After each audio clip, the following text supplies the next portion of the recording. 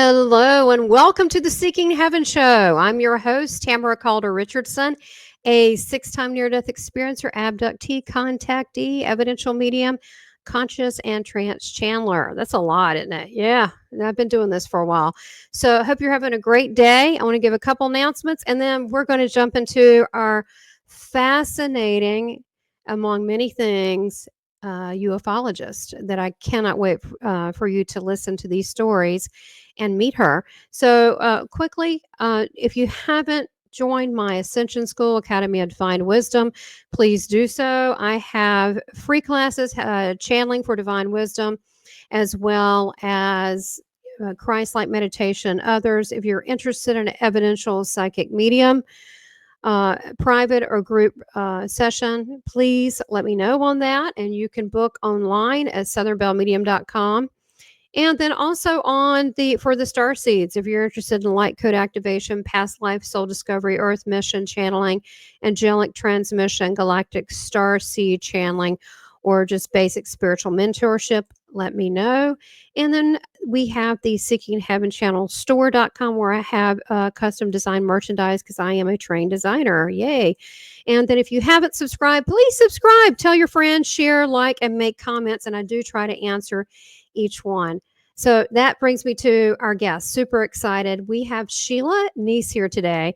And I met Sheila on the Galactic Origins cruise for Portal to Ascension and Divine Travels. That was December of, I think, 14th through 24th, 2024. And she was very busy doing a lot of things, assisting, being in documentaries. And, you know, it's a wonder that we were all very busy that we had a chance to connect. But I was very impressed by her. And she so willingly, I said, contact me. And she did. I'm so excited. So let me tell you a little bit about her. Sheila is a ufologist. You might have seen her on Ancient Aliens. She did not start, much like many of us, far as you being a ufologist, but she has had her foundation and really for her whole life, and she's going to tell us about it, but with being in charge and in management of large psychic fair organizations like she did in 16 years in New York. She's worked with top psychics like John Edwards and Suzanne Northrop and so many more, as well as she has worked on one of the first metaphysical TV shows. She's just done a lot. So she's here to talk about her UFO experience, and I'm going to bring her on. Sheila, thank you for being here, and welcome to the Seeking Heaven channel. Thank you so much for inviting me. Well, I am excited because I know you're a wealth of information, and I think I told you I loved your energy, and I love your daughter's energies, Shauna, which we're going to have on later on.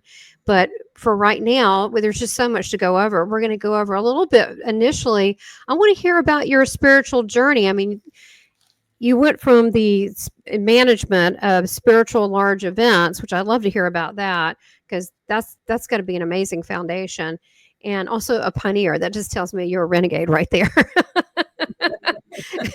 And then now ufology, which now this is so important with disclosure coming up. And then we're going to do a part 2. So everybody listening, we're going to be doing a part 2 purely on the UFO information, because that's such a hot topic these days. But I want to hear about your spiritual journey, because those on their path and their ascension path, I think it's really helpful to learn how others got to be who they are. They just see you now, but they don't understand kind of how that unfolded. So wherever you want to start. Well, I was very fortunate because I was always very attracted to metaphysical things. I was always attracted to tarot cards and handwriting analysis and astrology, numerology, etc. And I happen, nothing happens by accident, but I happened to end up with a roommate in college who was also very metaphysically inclined. In fact, she was way advanced. She knew about yoga and did things that people didn't do a long, long time ago. And the two of us really got along fabulously. Now, when we graduated college, I graduated with a degree in Spanish, being a high school Spanish teacher, and she graduated with a degree in sociology. And her goal was actually doing prison reform.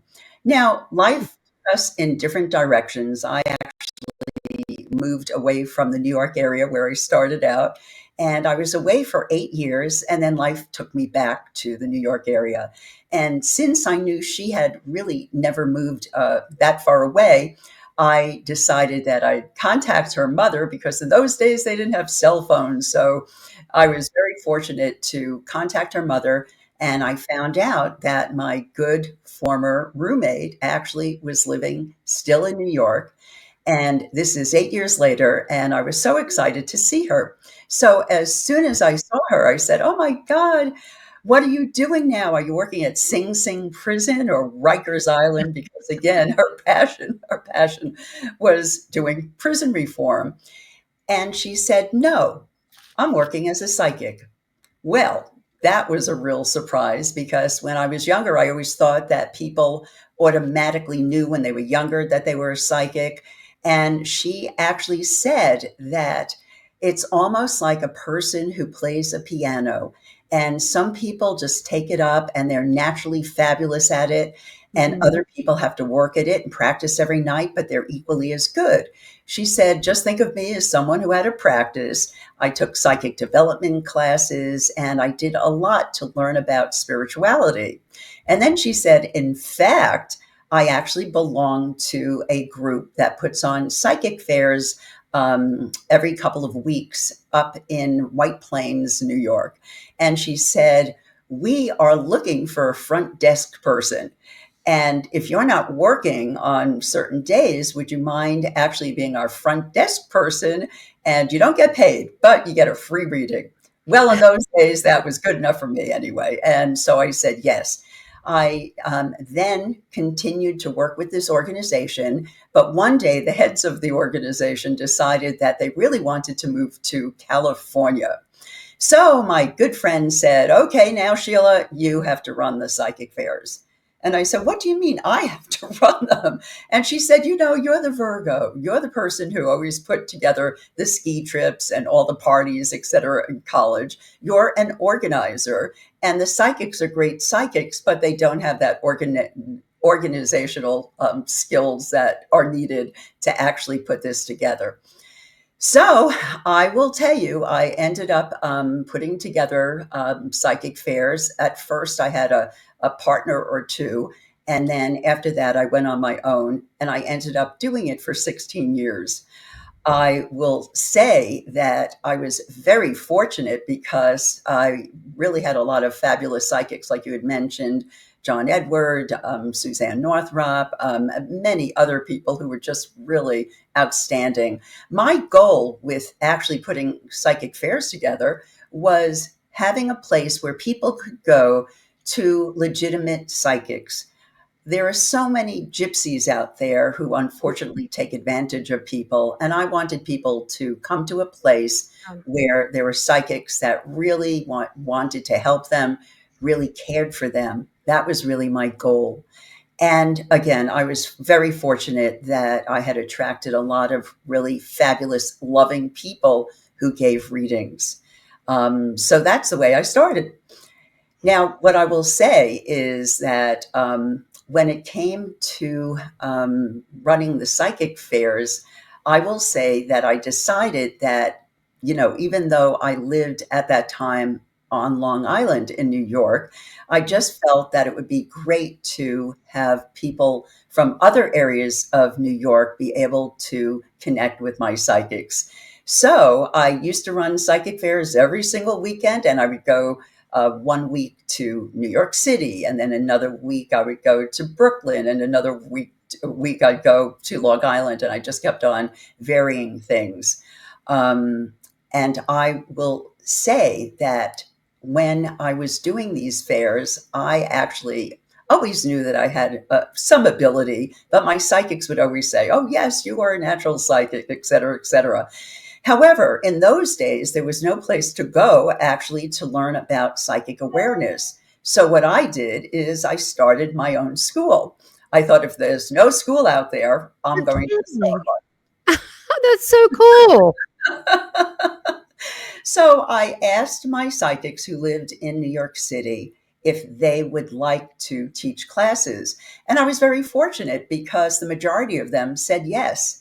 So what they would do is they would actually have people come to their apartments in New York City, and basically I was very glad because I had a lot of psychics to choose from, and each one had a specialty. So you would go to their house and get taught.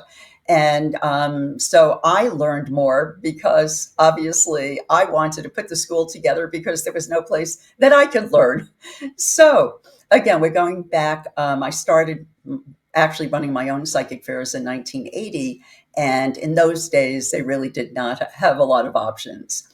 Um, and through the years, basically, I thought, well, gee, cable TV came around, and I thought, wouldn't it be terrific if I started interviewing people who worked for me at the psychic fairs, asking them how they got started and asking them to teach their specialty. So I ended up having a cable TV show for 4 years, many, many years ago. It was called Psychic World for the first couple of years, and then Psychic Seminar.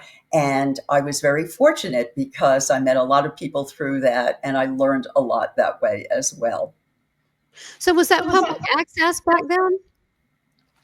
Well, you know what? This was way back when cable just came out. Mm.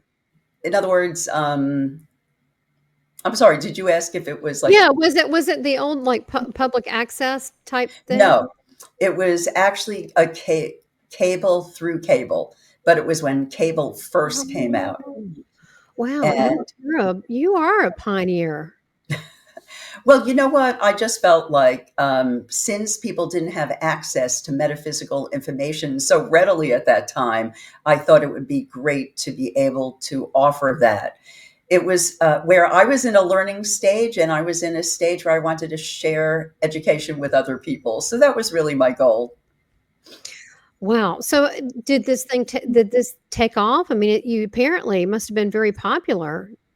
It did. I would have lasted longer, but unfortunately, I moved and I started my psychic fairs in New York.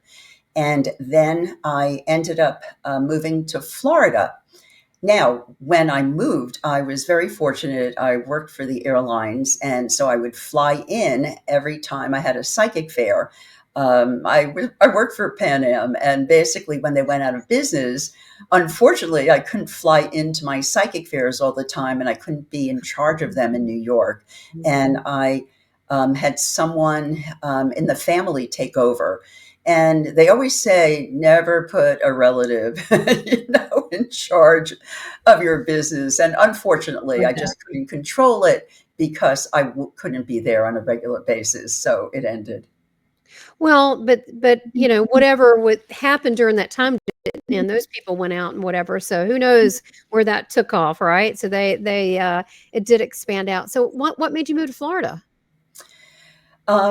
Actually, it was my former husband said New York was getting really cold. he he was getting very allergic to cold weather. And my parents lived down there, so it was an easy yes for me to actually move there. And when I did move there, I joined different metaphysical groups. And also, what happened was this. There, again, my wonderful roommate from college contacted me one day and said, okay, now that you're not working for the airlines, there's a job or there's a company that needs you and wants you now.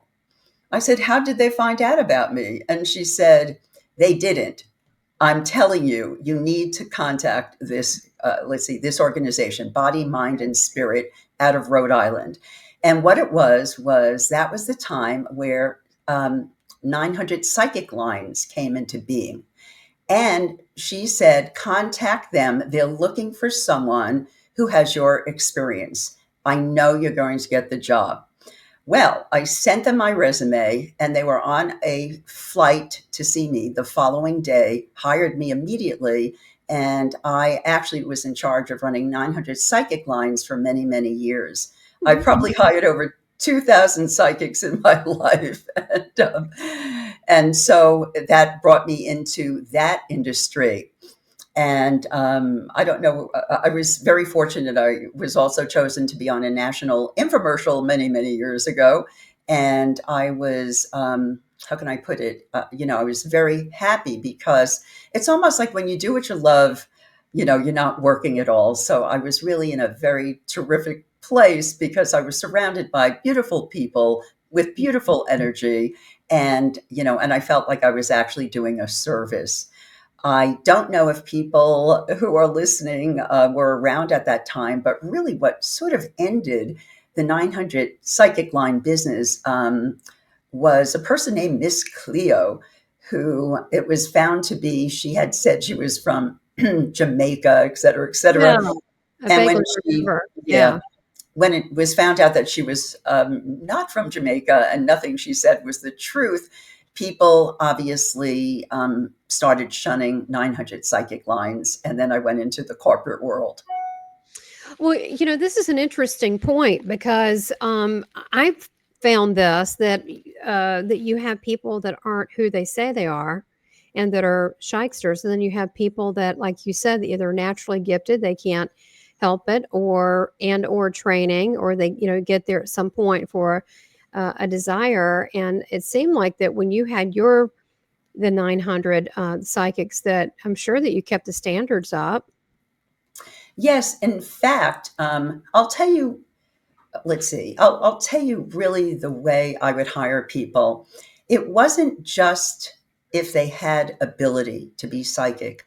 I always hired people who I felt were caring and really wanted to help people. Oh, so It was, because I knew some of the other psychic lines were not like that.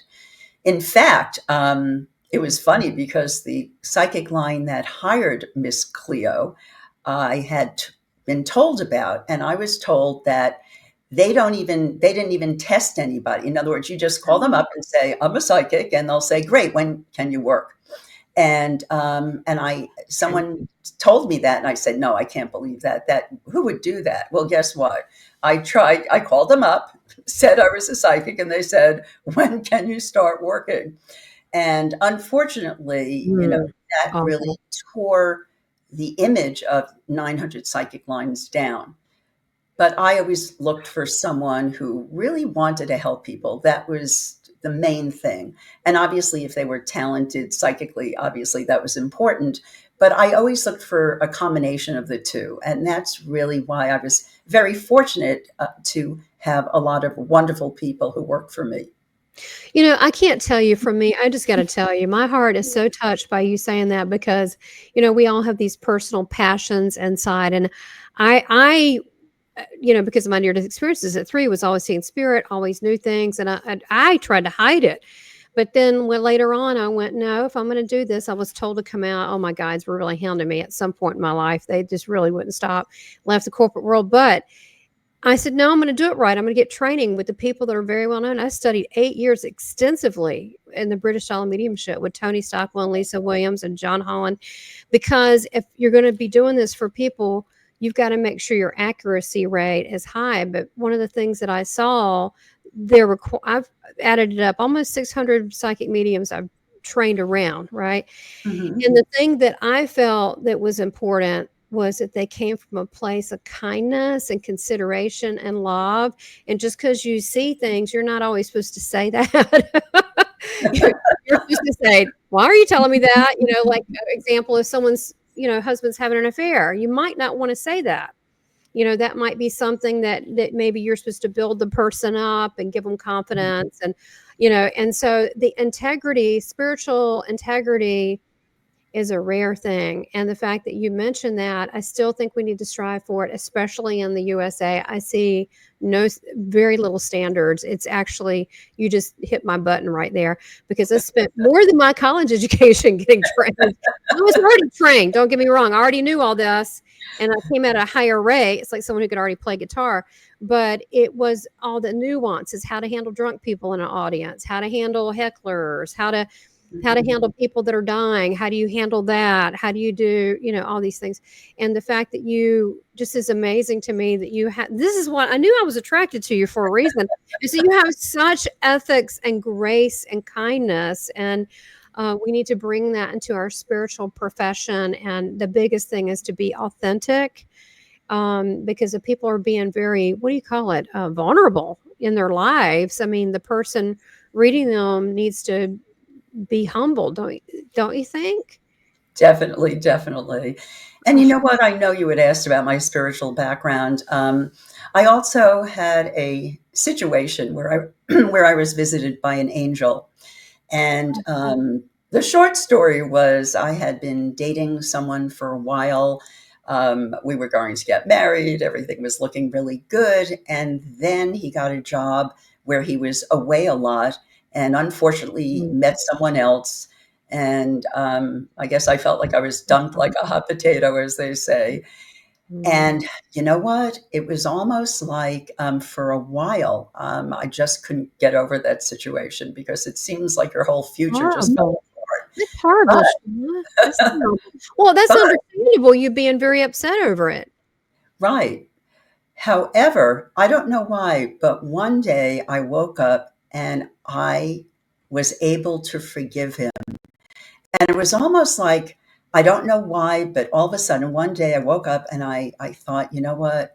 It could happen to anyone. I forgive him. I hope he's happy. I blessed him, et cetera, et cetera. And it was like a weight was lifted off of me. And that's when an angel visited me right after that week, and told me that I had to go through that experience. And now I was ready to really get involved in metaphysics. And it was Oh, after, wow. yeah. Uh-huh. So it was, again, sort of something that kicked me into the field more so. But I found out forgiveness is so important. And again, just what you said, being kind to people. Mhm. And I know that that's hopefully, well, I really feel that's where we're headed after, I what's hope going so. on in the world now.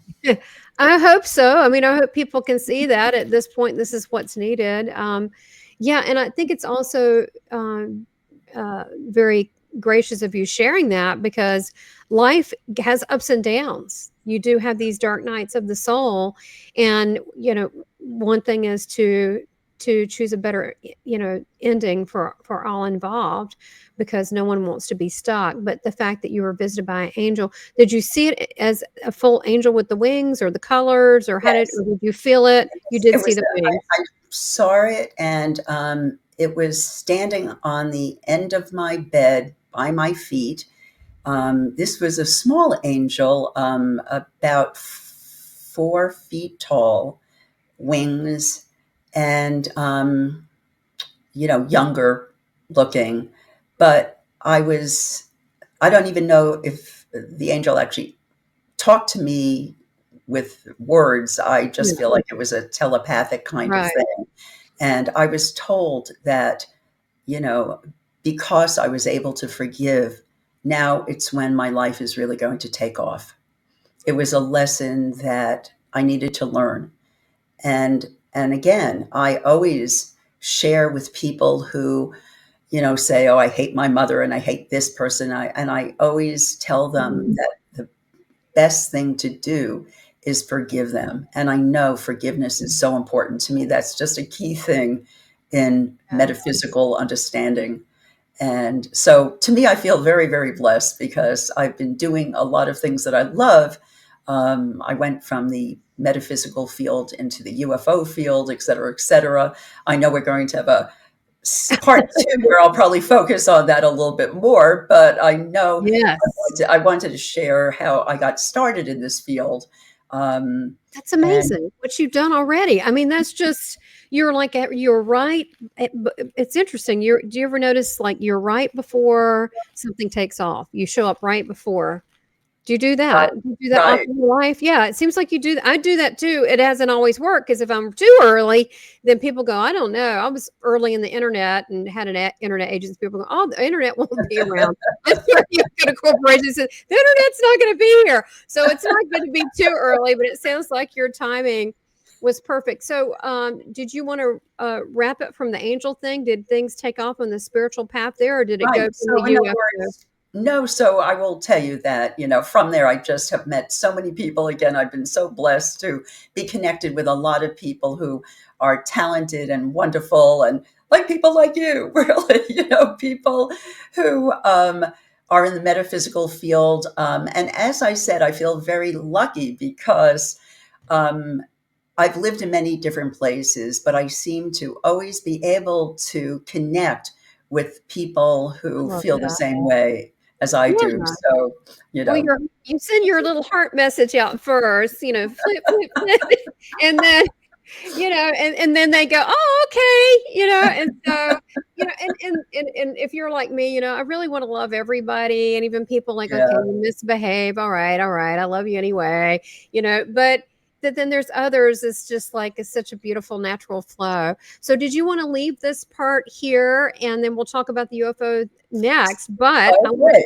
is that good? O That's perfect. Okay, great. Now, I want everybody to know about this event that you're gonna be a part of, and so let me pull this up and you talk about it, and then I want you to talk about your business too. So, you're gonna be in this event coming up. Yes, I'm going to be speaking about Val Thor from Venus. And I know some people know about him, some people don't. But what I will tell you is that Val Thor is a special being who actually was sent to planet Earth to be a being of light and to actually stop nuclear war on this planet. Yeah. And I will tell you that I was very fortunate because, again, I got involved in the UFO field. I was going to do this in part two, but maybe. Well, we could leave a little teaser of the Val Thor and then go from there. And Okay. but is this your But topic I'm going to be here? speaking about him, telling Cool. people information about him that few people know about. And I will tell you that, with this function that I will be speaking at, we have a lot of fabulous people there. It's almost like I feel we have a great group of people who you can really learn from. First of all, we have Rion de Rowan, who actually is the founder of Team Light. He has been very galactically connected for years. Vivian Chavet, who actually is in constant contact with her Yes. Arcturian family. Jimmy Church, who has personality plus. He's the greatest host around for UFO information. Tony Rodriguez, who actually lived on a dwarf planet named Sirius for many years. And then we have a special guest, JP, who is making a rare appearance. Now he wears a Yeah. mask because he's the latest Army whistleblower.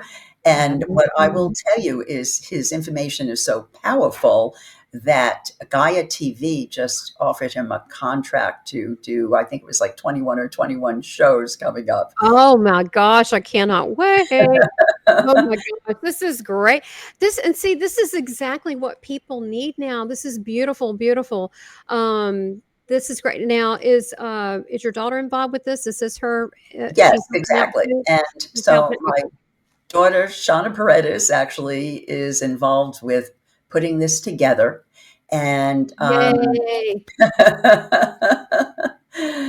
and she's an excellent astrologer, but we have so many people who will be speaking. And since she really is the producer, Right, she thought it would be too much to do all, at the same time. right. So we need to have another conference at another time doing that. But Oh, yes, but really, there'll be great people there. So if you can come, it's March 29th and 30th of this month. And I will be doing UFO tours there. I'll also be doing vortex tours. There'll be people, again, speaking about so many things. Even Barb Hudak, she's a specialist. She teaches heart math. And again, so many other people who I think that you'll just absolutely love. And we've got here the Better Tours of Sedona.com, where you do the tours. You want to talk about that for a minute, because that's something they Yes. can do while they're there. Right. Well, what it is the name of my company is Best Tours of Sedona, and I do, as I had mentioned, UFO tours, vortex tours, and meditation tours. In my UFO tours, my goal is not only having you see many ships. I will be giving, or I give out night vision goggles that actually allow you to see 100 times more than the naked eye. And besides that, I like to share with people the real history of our planet, what's been going on behind the scenes, and what's coming up in the future. There are a lot of people on this planet who are, let's see, very open for new information, but they really don't know any resources of where to start to find out more about UFO information. You're right. So my goal is actually trying to tell a little bit more about what's really been going on behind the scenes of this planet. And then I've been very fortunate to have a lot of people say, oh, wow, now that I know, tell me more, tell me more, tell me more. So, to me, my goal is really sharing information and hopefully opening up the minds of people that there are beings out there, and they're not all these little green men. Many people outside of our planet are gorgeous. So Right. Right. No. And they're part. I'd look at it like they're not separate from us. They're, we're related. A lot of us. There are star right. family. So, and people I think are beginning, even just the Muggles, regular people. They're really starting to embrace this idea that, oh, we've kind of been handed a bag of goods, that our galactic history is not what we've been told. So this is so important to have that education and be a part of that. And I'll help in any way. I try to do that with this and give people a platform to give people, clarity and not freak out. It's all good. It's actually great, because we're getting out of bondage, right? How good is that, right? We're getting out of enslavement, so we should party, celebrate, yay. So thank you, Sheila, so much. And everybody, you can't wait for this next part with the UFO. And we're going to talk about disclosure and all sorts of cool little stories. So stay tuned for Sheila in the next episode. So thanks for being here. And thank you, Sheila. And thank you for being of service. Well, thank you so much for allowing me to speak my truth and tell everybody my past. Hopefully, it will inspire some people to actually move forward and maybe get into the metaphysical field, or at least look at things differently. And hopefully, instead of running through life, maybe they'll stop for a minute and smell the roses and help other people. That's what it's all about. Thank you. And much love to you. You too. Thank you. Bye-bye. Please subscribe, like, and make comments, and support this channel by becoming a member. Thank you for your continued support.